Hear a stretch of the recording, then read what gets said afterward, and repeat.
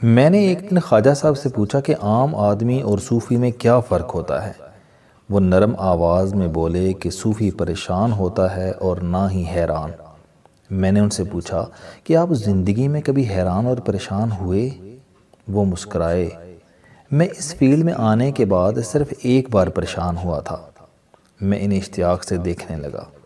وہ بولے کہ جب کوئی شخص اللہ تعالیٰ کو پسند آ جاتا ہے اور اسے صوفیاء کی صف میں شامل کرنے کا فیصلہ ہوتا ہے تو اسے کوئی نشانی دی جاتی ہے۔ یہ نشانی صوفی کے حسب، اس کے درجے اور اس کے مقام کا تعین کرتی ہے۔ کسی کو آئینہ ملتا ہے، کسی کو خرقہ نصیب ہوتا ہے، کسی کو دستار مل جاتی ہے اور کسی کے سر پر تاج رکھ دیا جاتا ہے۔ یہ نشانیاں عام لوگوں کو نظر نہیں آتی، انہیں صرف دوسرا صوفی ہی دیکھ سکتا ہے۔ صوفی ہزاروں لاکھوں لوگوں میں دوسرے صوفی کو انہی نشانیوں سے پہچانتے ہیں۔ میں ایک بار لندن گیا۔ میں سینٹرل لندن میں پھر رہا تھا، اچانک ایک ڈسکو کلب کا دروازہ کھلا اور ایک شخص جھومتا اور جھولتا ہوا باہر نکلا اور لڑکھڑا کر فٹ پاتھ پر گر گیا۔ میں نے اسے دیکھا، اس نے مجھے دیکھا اور ہم دونوں ہنس پڑے۔ ہم دونوں نے ایک دوسرے کو پہچان لیا تھا۔ ہم دونوں کلاس فیلو تھے۔ وہ بھی حضرت شیخ عبدالقادر جیلانی رحمۃ اللہ علیہ کا شاگرد تھا اور میں بھی۔ اسے شیخ نے اپنا رومال دے رکھا تھا۔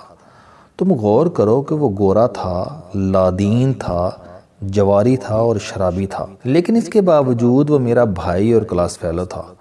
ہم دونوں نے ایک دوسرے کی طرف ہاتھ ہلائے اور چپ چاپ اپنے اپنے رستے پر چل پڑے۔ تو میں عرض کر رہا تھا کہ یہ وہ نشانیاں ہوتی ہیں جن سے ایک صوفی دوسرے صوفی کو پہچانتا ہے، اور ہم لوگ ان نشانیوں کی وجہ سے دوسروں کے کاموں اور علاقوں میں مداخلت نہیں کرتے۔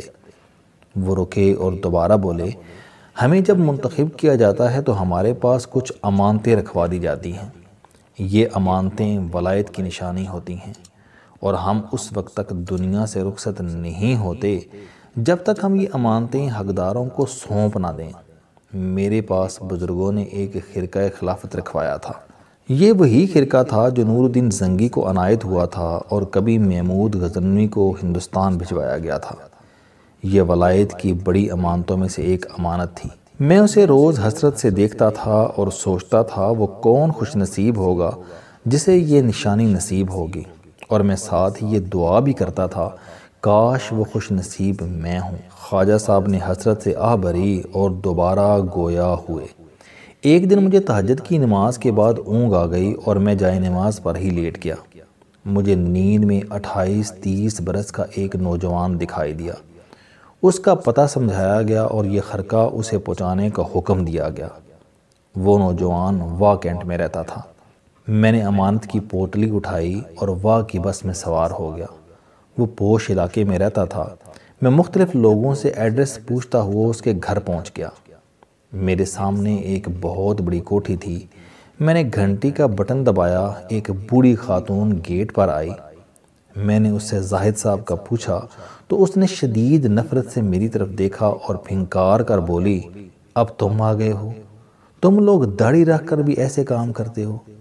مجھے اس خاتون کا لہجہ اور باتیں عجیب لگیں۔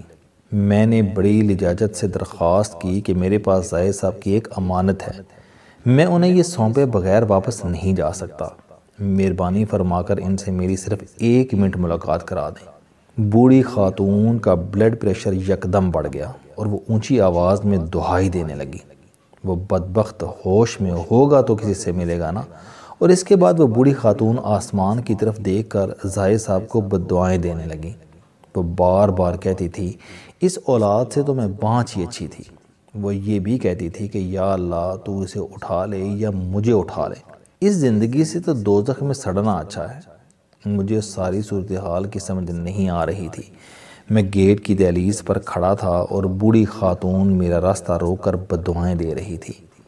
مجھے محسوس ہوا کہ میں غلط پتے پر آ گیا ہوں، کیونکہ تصوف کے اصولوں کے مطابق کوئی ایسا شخص ولایت میں داخل نہیں ہو سکتا جو اپنے والدین کا گستاخ ہو، اور زاہد صاحب کی ماں دہلیز پر کھڑی ہو کر انہیں بد دعائیں دے رہی تھی۔ بہرحال قصہ مختصر، یہ سلسلہ بڑی دیر تک چلتا رہا۔ جب بڑھیا کو یقین ہو گیا میں زاہد صاحب سے ملے بغیر واپس نہیں جاؤں گا تو وہ مجھے سرونٹ کوارٹر میں لے آئی۔ خواجہ صاحب دم لینے کے لیے رکے۔ میں بے تابی سے ان کے دوبارہ بولنے کا انتظار کرنے لگا۔ وہ گویا ہوئے۔ اندر کا منظر انتہائی پریشان کن تھا۔ پورے کمرے میں شراب کی خالی بوتلیں بکھری تھیں اور ان بوتلوں کے درمیان ایک خستہ حال نوجوان آڑا ترچھا پڑا تھا۔ نوجوان نیند برہنہ تھا اور اس کے منہ سے جھاگ نکل رہی تھی۔ اس نے کئی دنوں سے غسل بھی نہیں کیا تھا، جس کی وجہ سے اس کے جسم سے شراب اور پسینے کی ملی جلی بو آ رہی تھی۔ بوڑھی خاتون مجھے وہاں چھوڑ کر چلی گئی۔ میں نے نوجوان کو ہلایا، تھپکیاں دیں اور اس کے پاؤں پر گدگدی کی تو اس نے نیم و آنکھوں سے میری طرف دیکھا اور گھبرا کر بیٹھ گیا۔ وہ وحشی نظروں سے میری طرف دیکھ رہا تھا۔ میں نے اس کے پاؤں چھوئے اور پوٹلی اس کی گود میں رکھ دی۔ وہ بڑی دیر تک پوٹلی کو دیکھتا رہا۔ اس کی آنکھ میں سیلاب ٹھاٹھیں مار رہا تھا۔ اس نے پوٹلی کو بوسہ دیا اور مجھے اشارے سے جانے کا حکم دیا۔ میں اٹھا لیکن دوبارہ بیٹھ گیا۔ اس نے غور سے میری طرف دیکھا اور نشیلی آواز میں بولا، تم معلوم کر کے کیا کرو گے؟ میں نے عرض کیا کہ حضور، میں اپنے سوال کی سزا سے واقف ہوں، لیکن اس کے باوجود میں اپنے آپ کو روک نہیں پا رہا۔ وہ اٹھا اور اس نے کارنر سے ایک تصویر اٹھائی اور اس پر انگلی رکھ کر بولا، اس کی وجہ سے۔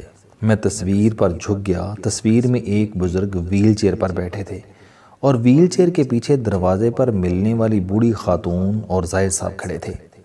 زاہد صاحب نے بتایا کہ یہ میرے والد ہیں۔ میں ان کی اکلوتی اولاد ہوں۔ میرے والد بہت رئیس انسان تھے، لیکن مجھے دولت نے بگاڑ دیا تھا۔ میں شراب کی لت میں پڑ گیا تھا۔ میری صحبت خراب تھی۔ میں اور میرے دوست ساری رات شراب پیتے تھے۔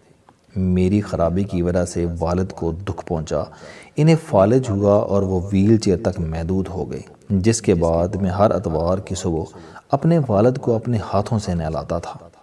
یہ میرا معمول بن گیا تھا۔ ایک دن میں اپنے دوستوں کے ساتھ کاغان چلا گیا۔ ہم لوگوں نے رات خوب شراب پی۔ نشے کے دوران مجھے اچانک یاد آیا کہ کل اتوار ہے اور صبح میرے والد میرا انتظار کرتے رہیں گے۔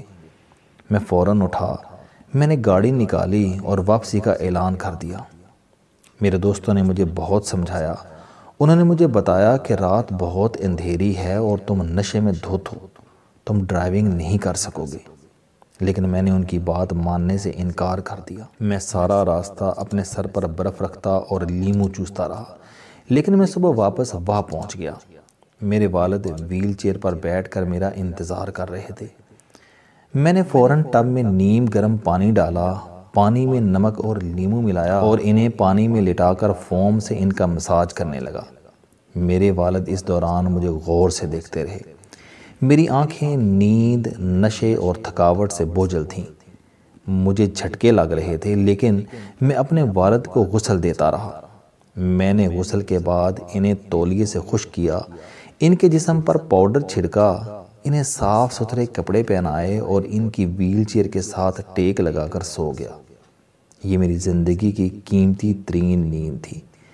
اس نیند میں مجھے ایک بزرگ دکھائی دیے۔ انہوں نے اپنا خرقہ اتارا، مجھے پہنایا اور آپ کی شکل دکھا کر رخصت ہو گئے۔ خواجہ صاحب رکے اور ذرا دیر رک کر بولے، میں نے زاہد صاحب سے پوچھا کہ آپ کے والد کہاں ہیں؟